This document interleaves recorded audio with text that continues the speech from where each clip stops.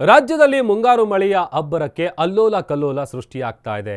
ಆಮೇಲೆ ದಕ್ಷಿಣ ಕನ್ನಡ ಜಿಲ್ಲೆಯಲ್ಲಿ ಮರಣ ಮಳೆ ಅವಾಂತರ ಸೃಷ್ಟಿಸಿರುವಂತಹ ವಿಚಾರಕ್ಕೆ ಸಂಬಂಧಪಟ್ಟಂತೆ ಈಗಷ್ಟೇ ನಾವು ಅಪ್ಡೇಟ್ಗಳನ್ನು ಕೊಡ್ತಾ ಇದ್ವಿ. ಅವಶೇಷಗಳಡಿ ಸಿಲುಕಿದ್ದಂಥ ಮಗು ಪಾಪ ಮೃತಪಟ್ಟಿದೆ ಅನ್ನುವಂಥ ಅಪ್ಡೇಟ್ ಸಿಗ್ತಾ ಇದೆ. ಮಂಟೆಪದವು ಕೋಡಿಯಲ್ಲಿ ಘನಘೋರ ದುರಂತ ನಡೆದಿದೆ. ಮೃತಪಟ್ಟ ಮಗುವನ್ನು ಹೊರತೆಗೆದಿದ್ದಾರೆ ಎನ್ಡಿಆರ್ಎಫ್ ಮತ್ತು ಎಸ್ಡಿಆರ್ಎಫ್ ಸಿಬ್ಬಂದಿಗಳು.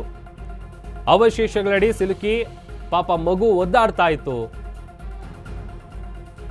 ಮಂಟೆಪದವು ಕೋಡಿಯಲ್ಲಿ ನಡೆದಂಥ ಈ ದುರಂತದಲ್ಲಿ ಒಂದು ಮಗು ಮೃತಪಟ್ಟಿದೆ ಅನ್ನುವಂಥದ್ದು ಗೊತ್ತಾಗ್ತಾ ಇದೆ.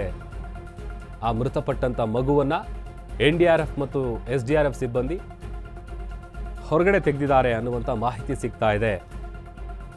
ಮನೆಯಲ್ಲೇ ಸಿಲುಕಿದಂಥ ಜನರನ್ನು ಏನಿದ್ದಾರೆ, ಅವಶೇಷಗಳಲ್ಲಿ ಸಿಲುಕಿದ್ದಂಥ ಒಂದೇ ಕುಟುಂಬದ 5 ಮಂದಿಯನ್ನ ರಕ್ಷಣೆ ಮಾಡುವಂಥ ರಕ್ಷಣಾ ಕಾರ್ಯಾಚರಣೆ ಮುಂದುವರೆದಿದೆ.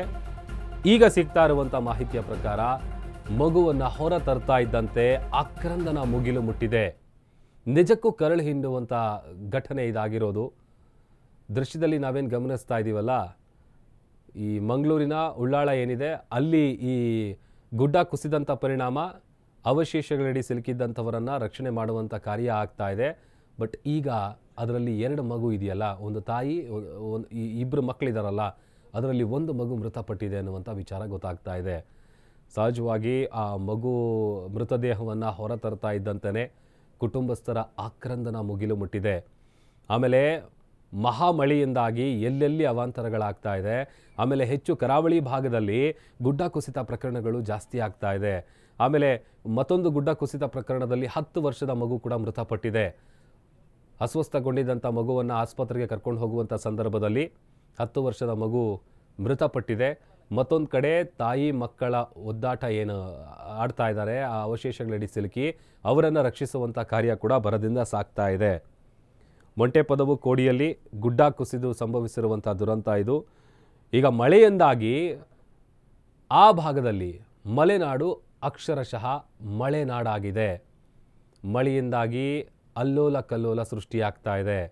ಎಲ್ಲೆಲ್ಲಿ ಗುಡ್ಡ ಕುಸಿತಾ ಇದೆ, ಆಮೇಲೆ ಎಲ್ಲೆಲ್ಲಿ ಮರಗಳು ಬೀಳ್ತಾ ಇದೆ, ವಿದ್ಯುತ್ ಕಂಬಗಳು, ರಸ್ತೆಗಳು ಸಂಪೂರ್ಣವಾಗಿ ಜಲಾವೃತ ಆಗಿದೆ. ಬಟ್ ಈ ಒಂದು ಘಟನೆ ಇದೆಯಲ್ಲ, ನಿಜಕ್ಕೂ ಕೂಡ ಎಂಥವರ ಕಲ್ಲು ಹೃದಯವನ್ನು ಕೂಡ ಕರಗಿಸುವಂತಹ ಘಟನೆ ನಡೆದಿದೆ. ಪಾಪ ನೋಡಿ, ಆ ಭಾಗದಲ್ಲಿ ಪ್ರತಿ ಬಾರಿ ಮಳೆ ಬಂದಂಥ ಸಂದರ್ಭದಲ್ಲಿ ಈ ಥರದ ಘಟನೆಗಳು ನಡೀತಾ ಇರುತ್ತೆ. ಬಟ್ ಆದರೆ ಆ ಮನೆ ಕೆಳಗೆ ಮನೆ ಕುಸಿದಂಥ ಪರಿಣಾಮದಲ್ಲಿ ಅಲ್ಲಿ ದೃಶ್ಯದಲ್ಲಿ ನಾವು ನಿಮಗೆ ಮಾರ್ಕ್ ಮಾಡಿ ತೋರಿಸ್ತಾ ಇದ್ದೀವಿ ನೋಡಿ. ತಾಯಿ, ಮಗು, ಆಮೇಲೆ ಇನ್ನೊಂದು ಮಗು, ಅದರಲ್ಲಿ ಒಂದು ಮಗು ಪ್ರಜ್ಞೆ ತಪ್ಪಿದೆ, ಒಂದು ಮಗು ಸಿಲ್ಕೊಂಡಿದೆ ನೋಡಿ ಅಲ್ಲಿ. ಆಮೇಲೆ ತಾಯಿ ಕೂಡ, ಅವರು ಕೂಡ ಒಂದು ರೀತಿಯಾಗಿ ಗಾಬರಿ ಆಗಿದ್ದಾರೆ. ಮತ್ತೊಂದು ಕಡೆ ಒಂದು ಮಗು ಈಗ ಮೃತಪಟ್ಟಿದೆ ಅನ್ನುವಂಥ ವಿಚಾರ ಕೂಡ ಗೊತ್ತಾಗ್ತಾ ಇದೆ. ಅವರನ್ನು ರಕ್ಷಿಸಬೇಕು ಅಂತೇಳಿ ಎನ್ಡಿಆರ್ಎಫ್ ಮತ್ತು ಎಸ್ಡಿಆರ್ಎಫ್ ಸಿಬ್ಬಂದಿಗಳು ಹರಸಾಹಸ ಪಡ್ತಾ ಇದ್ದಾರೆ. ಒಂದು ಮಗು ಮೃತಪಟ್ಟಿದೆ. ಇನ್ನುಳಿದಂಥ ತಾಯಿ ಮತ್ತು ಮಗುಗಾಗಿ ಅವರನ್ನು ರಕ್ಷಿಸುವಂಥ ಕಾರ್ಯಾಚರಣೆ ಮುಂದುವರೆದಿದೆ. ಎಂಥವರ ಕಣ್ಣಂಚಲ್ಲೂ ಕೂಡ ನೀರು ತರಿಸುವಂಥ ಘಟನೆ ಇದು. ಯಾಕಂತಂದರೆ ಮಳೆ ಬಂದಂಥ ಸಂದರ್ಭದಲ್ಲಿ ಗುಡ್ಡ ಕುಸಿಯುತ್ತೆ, ಇದೆಲ್ಲ ಆಗತ್ತೆ.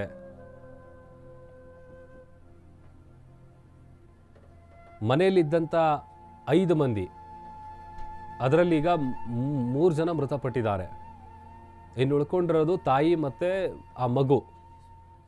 ಇದ್ದಂಥ 2 ಮಕ್ಕಳಲ್ಲಿ ಒಂದು ಮಗು ಕೂಡ ಮೃತಪಟ್ಟಿದೆ ಅನ್ನುವಂಥದ್ದು ಗೊತ್ತಾಗ್ತಾ ಇದೆ. ಇನ್ನು ದುರಂತದಲ್ಲಿ ಕಾಂತಪ್ಪ ಪೂಜಾರಿ, ಅವರ ಪತ್ನಿ ಪ್ರೇಮ, ಇವರಿಬ್ಬರು ಕೂಡ ಸಾವನ್ನಪ್ಪಿದ್ದಾರೆ. ಅವಶೇಷಗಳಡಿ ಸಿಲುಕಿರುವಂತಹ ಸೊಸೆ ಮತ್ತು ಮಕ್ಕಳು, ಅದರಲ್ಲಿ ಆ ಮಕ್ಕಳ ಪೈಕಿ ಒಂದು ಮಗು ಮೃತಪಟ್ಟಿದೆ. ಮಹಿಳೆ ಹಾಗೂ 2 ಮಕ್ಕಳ ಮೇಲೆ ಆ ಗೋಡೆ ಬಿದ್ದಂಥ ಪರಿಣಾಮ ಅದರ ಕೆಳಗೆ ಅವರು ಸಿಲುಕಿಕೊಂಡಿದ್ದಾರೆ.